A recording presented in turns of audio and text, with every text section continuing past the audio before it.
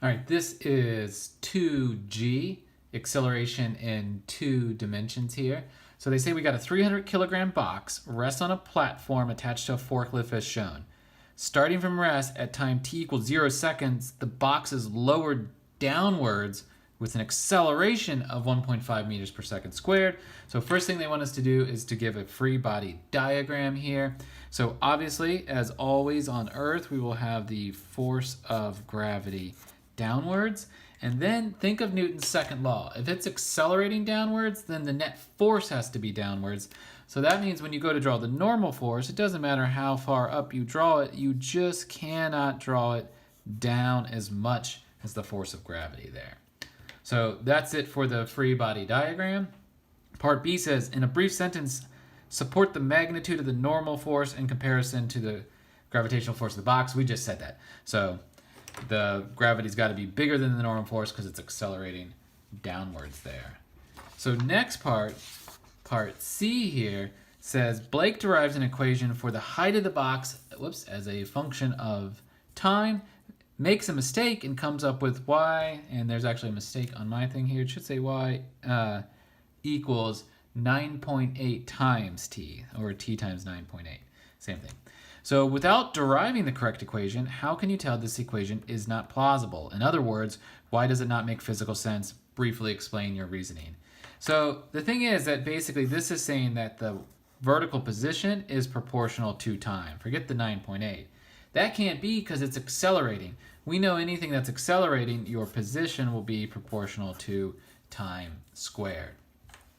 So now it says at time t equals 0 seconds, the forklift also begins to move forward with an acceleration of 2 meters per second squared, while lowering the box as described above. So it's accelerating downwards and it's accelerating forwards. The box does not slip or tip over while the forklift is accelerating. So let's draw a new free body diagram. So just as before, gravity wouldn't have changed. So we'll have a force of gravity downwards there, like that. So the normal force compared to what we just talked about, that situation hasn't changed. So it's still got to be less normal force than gravity. But it's accelerating this way too.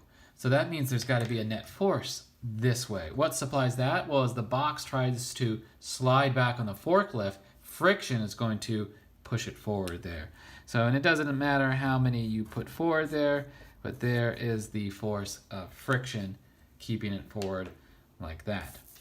So, next part up here, part E.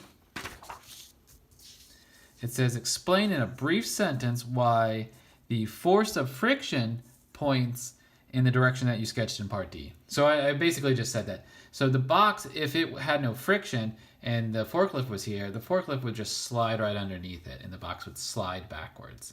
It'd actually be staying at rest, but it would appear as if it slides to the back of it. But as it scrapes against that forklift bottom there, it's going to create friction that will push it forward. Plus, it's accelerating this way, so we know the net force, horizontally at least, has to be that way as well. And then finally, when the box is only being accelerated forward, A max has one value. A max is the maximum acceleration the forklift can have before the box begins to slide. When the box is both accelerating forward and down, A max is less. Explain in a clear, coherent paragraph length response why this is true. So you should write yours out in a clear, coherent paragraph length response. I am going to use equations just because otherwise I'd be writing all day and this would be a really long video. So here's the thing. Let's actually go back to our picture here. We can see when we accelerate downwards that our normal force is less than our force of gravity. So I would actually write that out, but to write it as brief as possible on here. So when acceleration is downwards, then we know that the normal force is less than the force of gravity there. So the other thing that matters is our force of friction. We know the force of friction is equal to the coefficient times the normal force. So normally, if we're just sitting there, our normal force and our force of gravity are equal to each other. But if we accelerate downwards, our normal force becomes less. If our normal force becomes less, our friction becomes less. And our acceleration in the x direction would equal the forces in our x direction, which is just friction, over mass. So That means if acceleration increases downwards, normal force drops. If normal force drops, friction drops. If friction drops, acceleration drops.